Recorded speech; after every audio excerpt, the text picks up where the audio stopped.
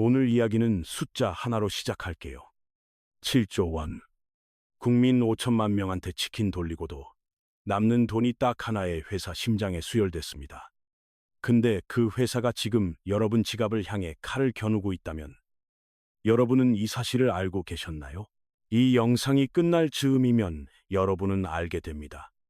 해운사 하나가 어떻게 나라 물류의 동맥을 볼모로 잡을 수 있는지, 그리고 왜 그게 여러분 장바구니 물가랑 직결되는지도요. 회사 이름은 HMM, 옛날 이름으로는 현대상선. 여러분이 기억하는 그 이름 맞아요. 근데 지금 그 회사 안에서 벌어지고 있는 일은 여러분이 기억하는 것과 완전히 다릅니다. 잠깐, 시계를 2016년으로 돌려볼게요. 그의 해운업은 지옥이었어요. 바다 위에 배는 넘쳐나는데 실을 짐이 없었거든요. 운임은 바닥을 뚫고 지하실까지 내려갔습니다. 그때 HMM 부채 비율이 얼마였는지 아세요? 5. 말펜들링. 500%가 아니에요. 오브리 0%입니다. 경제학 교과서가 이런 회사에 내리는 진단은 딱 하나뿐이에요. 사망. 시장 논리대로라면 문 닫고 청산하는 게 정답이었죠. 그런데 정부는 이 좀비 기업을 살리기로 결정합니다. 왜였을까요? 답은 바로 직전에 터진 재앙에 있어요. 2017년 2월, 세계 6위 해운사 한진해운이 공중분해됩니다. 40년 역사가 하루아침에 증발했어요. 정부는 밑 빠진 독에 물 붓기 싫다면서 지원을 끊었고, 그 결과는 참혹했습니다. 대한민국 해운 네트워크가 통째로 박살났어요. 수출로 먹고 사는 나라에서 물건 실어 나를 우리 배가 사라진 겁니다. 그때 정부가 뼈저리게 깨달은 거죠. 해운사는 그냥 기업이 아니라 고속도로고 철도고 국가 인프라라는 걸요. 그래서 남은 마지막 한 척, 현대상선만큼은 무슨 수를 써서라도 살려야 했어요. 여기서부터 혈세 투입 작전이 시작됩니다. 산업은행이 돈 넣고, 해양진흥공사가 돈 넣고, 전환사채니 운영자금이니 이름만 바꿔가면서 돈이 쏟아졌어요. 그렇게 쌓인 돈이 6조 9천억 원. 반올림하면 7조 원이에요. 여러분과 제가 낸 세금입니다. 이 돈이 한 회사의 정맥의 주사처럼 꽂혔어요. 그리고 이 과정에서 아주 기이한 지배구조가 만들어집니다. 돈을 빌려준 국책은행들이 그 빚을 주식으로 바꿔버린 거예요. 결과를 보세요. 1대 주주산업은행 약 35%, 2대 주주해양진흥공사 약 35%, 둘 합치면 70%가 넘습니다. 여기에 국민연금 지분까지 더하면 이 회사는 주식회사라는 간판을 달고 있지만 실질적으로는 국가 소유 기업이에요. 사장님 위에 회장님이 있는 게 아니라 사장님 위에 대한민국 정부가 있는 겁니다. 이 구조를 꼭 기억해 두세요. 이게 오늘 모든 혼란의 출발점이에요. 그리고 이 구조가 만들어낸 괴물이 곧 등장합니다. 2020년, 세금으로 연명하던 이 회사한테 기적이 찾아와요. 코로나 팬데믹이죠. 전 세계가 멈췄는데 아이러니하게도 물류는 폭발했어요. 항구마다 배가 못 들어와서 난리가 났고, 운임은 미친 듯이 치솟았습니다. HMM 입장에서는 로또 맞은 거예요. 만년적자 회사가 2021년 단 한 해에 영업이익 7조 원을 찍었거든요. 정부가 몇 년에 걸쳐 수혈한 돈 전체를 딱 1년 만에 벌어들인 겁니다. 여기서 여러분한테 질문 하나 드릴게요. 빚더미에 앉아있던 집안이 로또에 당첨됐어요. 빚 갚을 돈이 생긴 거죠. 그러면 제일 먼저 뭘 해야 합니까? 빚부터 갚고 독립해야죠. 정부도 같은 생각을 했어요. 이제 정상화됐으니까 민간에 팔아서 세금 회수하자. 2023년에 한화그룹이 사겠다고 손을 들었습니다. 그런데 이 거래가 깨져요. 정부 쪽에서 조건을 건 거예요. 팔긴 파는데 당분간 경영 감시는 하겠다. 한화 대답은 단호했죠. 내 돈 주고 사는데 시어머니 노릇을 계속 하겠다고요? 그럼 안 삽니다. 그렇게 한화는 문을 나가버렸어요. HMM은 다시 정부 품으로 돌아옵니다. 주인 없는 회사. 아니, 나라가 주인인 회사. 여러분 세금이 주인인 회사예요. 이 상태로 시간만 흘러가고 있었는데 바로 이 타이밍에 거대한 뇌관이 작동합니다. 정부가 묵혀왔던 프로젝트를 꺼내요. 본사, 부산, 이전. 이건 단순히 서울 사람을 부산 보내라는 얘기가 아닙니다. 근데 이 네 글자가 촉발한 전쟁의 규모를 여러분은 아직 몰라요. 본사, 부산 이전. 이게 왜 전쟁의 뇌관이 됐는지 이해하려면 먼저 부산이라는 도시가 우리나라 해양 전략에서 어떤 위치인지를 알아야 해요. 이건 단순한 지역 이기주의 얘기가 아니거든요.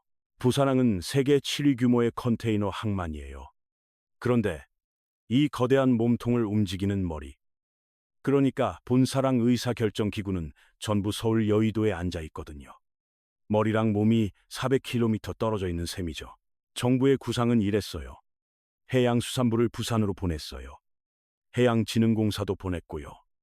SK해운이나 H라인해운 같은 민간 선사들도 자발적으로 부산행을 결정했습니다. 판이 움직이고 있었어요. 런던을 떠올려 보세요. 런던이 세계 해운 수도인 이유가 항구가 커서가 아니에요. 보험사, 중개사, 법률사무소, 해운 본사가 한 곳에 다 모여 있기 때문이거든요. 정부가 부산에 만들려는 게 바로 이거예요. 해양 비즈니스, 클러스터. 근데 이 퍼즐의 마지막 조각, 국가가 대주주인 HMM만 요지부동이에요. 정부 부처가 갔어요. 경쟁사가 갔어요. 공공기관이 갔어요. 딱 한 곳만 서울에 남아있는 겁니다. 여기서 더 큰 그림이 나와요. 여러분이 아직 체감 못하고 있을 수 있는 지정학적 변화입니다. 북극 빙하가 녹고 있어요. 그리고 그 빙하가 녹은 자리에 아시아와 유럽을 잇는 새로운 뱃길이 열리고 있습니다. 북극 항로. 이 항로의 시작점이자 종착점이 바로 부산이에요. 지금 부산항은 그냥 짐 내리고 싣는 정거장에 불과하거든요. 근데 해양수산부, 해양진흥공사, 그리고 HMM이 한 곳에 모이는 순간 이야기가 완전히 달라집니다. 싱가포르가 딱 그렇게 만들어졌어요. 항구 하나의 정책기관이랑 기업 본사랑 금융이 합쳐지니까 작은 섬나라가 세계 해운의 심장이 된 거죠. 부산이 노리는 게 정확히 이거예요. 그리고 이건 이재명 대통령의 대선 공약이자 국가 100년 대계입니다.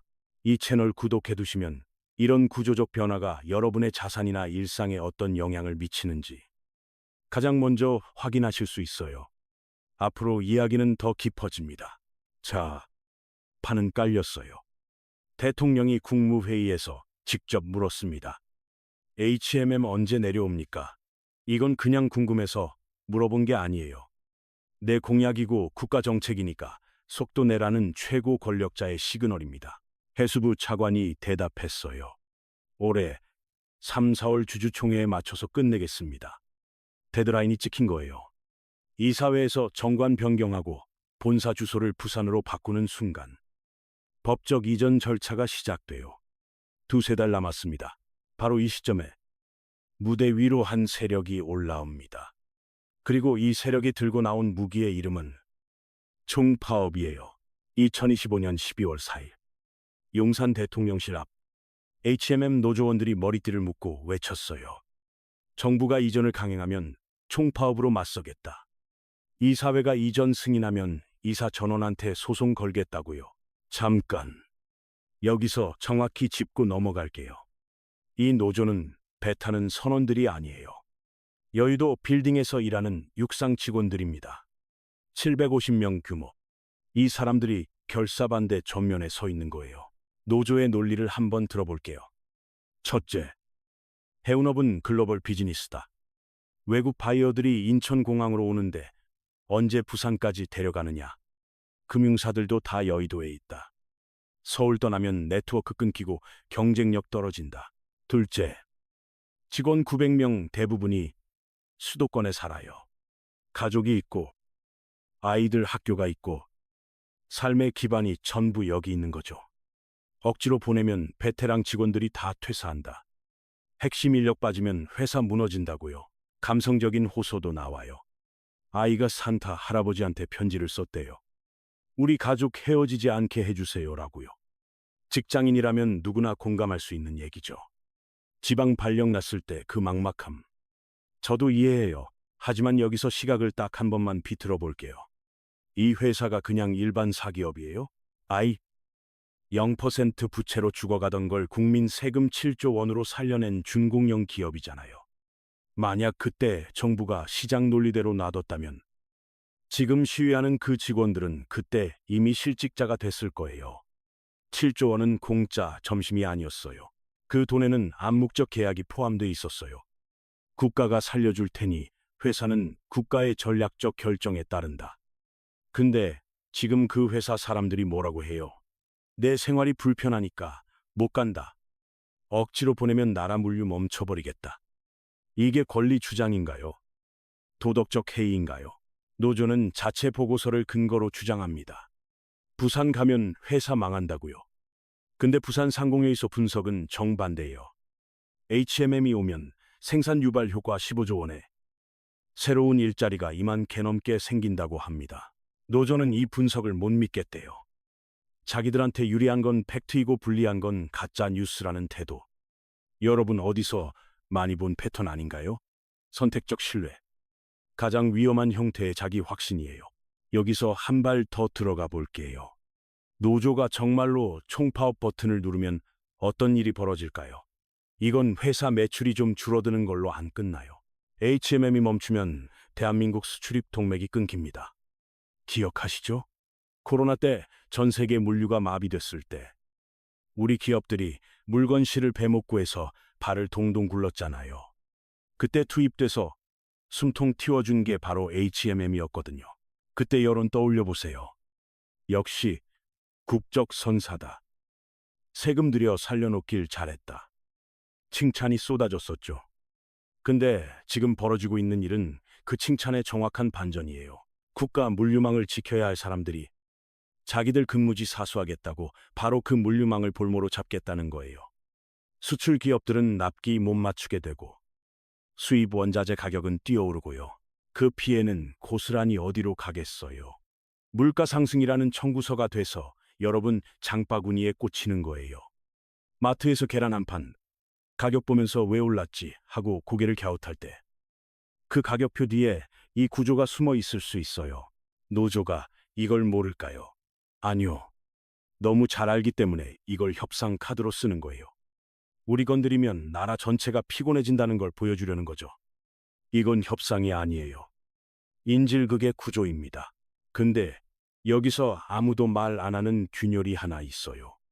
이 균열을 보는 순간 여러분은 이 싸움의 본질이 달라 보이기 시작할 겁니다. HMM 노조는 두 개로 나뉘어요. 배 타는 해상 노조 약 600명, 사무실에서 일하는 육상 노조 약 750명. 죽어도 못 가겠다고 들고 일어난 건 육상 노조예요. 해상 노조 반응은 달라요. 1년 내내 바다 위에 떠 있는 사람들이잖아요. 본사가 서울에 있든 부산에 있든 무슨 상관이냐는 거죠. 결국 직원 절반의 이해관계 때문에 회사 전체가, 아니 국가 전체가 흔들리고 있는 셈이에요. 이 난장판 한가운데서 HMM 경영진은 어떤 상태냐고요. 한마디로 식물 상태입니다. 2025년 1월 15일 해운협회 총회에서 HMM 최원영 대표가 아주 곤란한 표정으로 이렇게 말했어요. 부산 이전은 국책 과제인데 노조 반대가 너무 심해서 숙제가 많습니다. 이 한 문장 안에 전부 담겨 있어요. 위에서는 대통령이랑 정부가 빨리 옮기라고 쪼고 아래에서는 노조가 옮기면 소송하겠다고 찌르는 상황이에요. 완전히 샌드위치 신세죠. 사장이 리더십을 발휘할 수도 없고 정부한테 못합니다 라고 할 수도 없는 전형적인 주인 없는 회사의 딜레마예요. 근데 진짜 위험은 따로 있어요. 이 혼란이 HMM 매각 자체를 가로막고 있다는 거예요. 산업은행은 이 회사를 민간에 팔아서 7조 원을 회수해야 하거든요. 최근에 지분 가치 재산정 작업에도 들어갔고요. 시장에서는 포스코홀딩스, 동원그룹 같은 굵직한 이름들이 후보로 거론돼요. 근데 여러분이 만약 수조 원을 투자해야 하는 CEO라고 상상해 보세요. 지금 HMM 사시겠어요? 사는 순간 노조랑 전쟁해야 하고 핵심 인력은 나가겠다 하고 정부는 계속 이래라 저래라 할 텐데요. 이걸 불확실성 리스크라고 부릅니다. 기업 가치를 안에서부터 갉아먹는 보이지 않는 독이에요. 실제로 포스코도 동원도 일단 관망하겠다며 한 발 빼는 모양새예요. 노사 갈등이 안 풀리는 한 HMM은 영원히 안 팔리는 매물로 남을 수 있어요. 여러분, 세금 7조 원이 안 돌아온다는 뜻이에요. 그리고 바깥 날씨마저 추워지고 있습니다. 여러분이 아직 눈치 못 챘을 수 있는 숫자 하나를 보여드릴게요. 해운 운임 기준인 상하이 컨테이너 운임 지수요. 2024년 7월에 733포인트까지 갔던 게 2025년 말에는 656포인트로 추락했어요. 1년 반 만에 55%가 증발한 거예요. 황금기는 끝났어요. 그리고 진짜 폭풍은 이제부터 시작될 수 있습니다. 운임은 추락하는데 배는 넘쳐나고 있어요. 전 세계 해운사들이 호황기에 배를 너무 많이 주문해 놓은 거예요. 공급 과잉 쓰나미가 몰려오고 있습니다. HMM이 지금 현금 15조 원 쌓아두고 있다고 큰 소리치지만 해운업 불황은 한번 오면 무섭게 와요. 한진해운을 기억하세요. 전성기에는 세계 6위였어요. 잘 나갔죠. 그러다 불황 한 방에 갔어요. 40년 역사가 12개월 만에 증발했습니다. 역사는 반복되지 않지만 운율은 맞추는 경향이 있어요. 만약 HMM이 이번에도 경영 판단을 잘못하거나 노사 갈등 때문에 타이밍을 놓쳐서 또다시 위기에 빠진다면 어떻게 될까요? 그때 가서 또 산업은행한테 손 내밀 수 있을까요? 단언할게요. 두 번째, 구조대는 없습니다. 국민 정서가 용납하지 않아요. 세금 7조 원으로 살려놨더니 감사는커녕 출퇴근 힘들다고 파업으로 협박하던 그 회사? 그냥 망하게 두어라. 이런 여론이 들끓을 수밖에 없어요. 여기서 잠깐 멈추고 지금까지 나온 구조를 지도처럼 한번 정리해 볼게요. 여러분이 지금 어디쯤 서 있는지 확인하려고요. 첫째, HMM은 국민 세금 7조 원으로 살아난 준공영 기업이에요. 둘째, 정부는 부산 해양 클러스터의 마지막 퍼즐로 HMM 본사 이전을 추진하고 있고요. 셋째, 육상노조 750명이 총파업 카드를 꺼냈습니다. 넷째, 이 갈등이 매각을 막고 있어서 7조 원 회수가 불투명해지고 있어요. 다섯째, 해운 운임은 55% 추락했고 공급 과잉 쓰나미가 다가오고 있습니다. 이 5가지가 지금 동시에 돌아가고 있는 거예요. 이건 치킨 게임이에요. 정부가 물러서면 국가정책 실패의 대선 공약 파기고 노조가 물러서면 집행부가 힘을 잃어요. 누군가는 핸들을 꺾어야 하는데 아직 아무도 안 꺾었어요. 노조는 이렇게 말해요. 지방 균형 발전 취지에는 동의한다. 다만 협의가 먼저다. 보상책 내놔라. 말은 그럴듯하죠. 근데 그동안 행태를 보면 협의는 핑계고 목적은 시간 끌기랑 이전 무산으로 보여요. 정부는 이미 칼을 뽑았어요. 해수부는 3, 4월 주주총회에서 끝장을 보겠다는 입장이에요.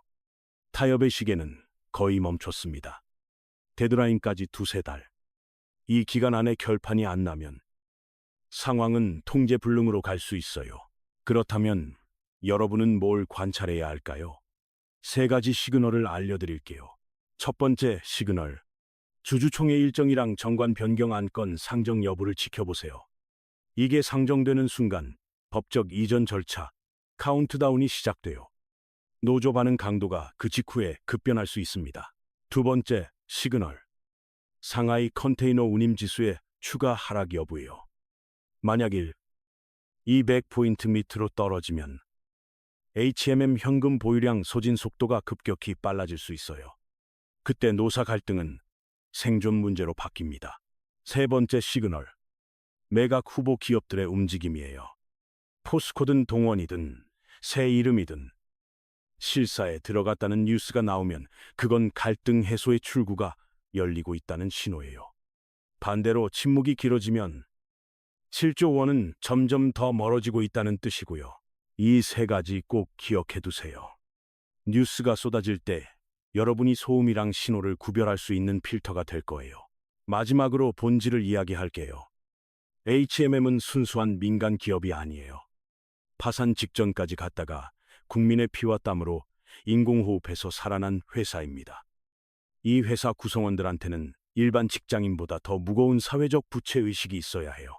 회사가 국민한테 진 빚을 갚는 방법은 단순히 돈 많이 버는 게 아니에요. 국가의 전략적 목표에 기여하는 거예요.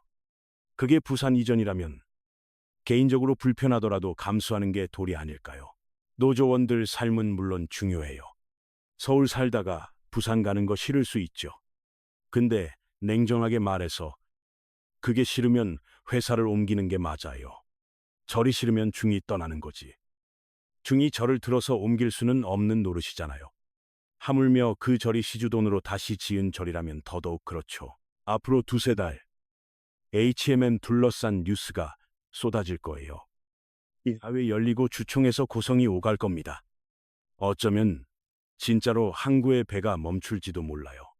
하지만 기억하세요. 이건 단순히 회사가 이사 가냐 마냐의 문제가 아닙니다.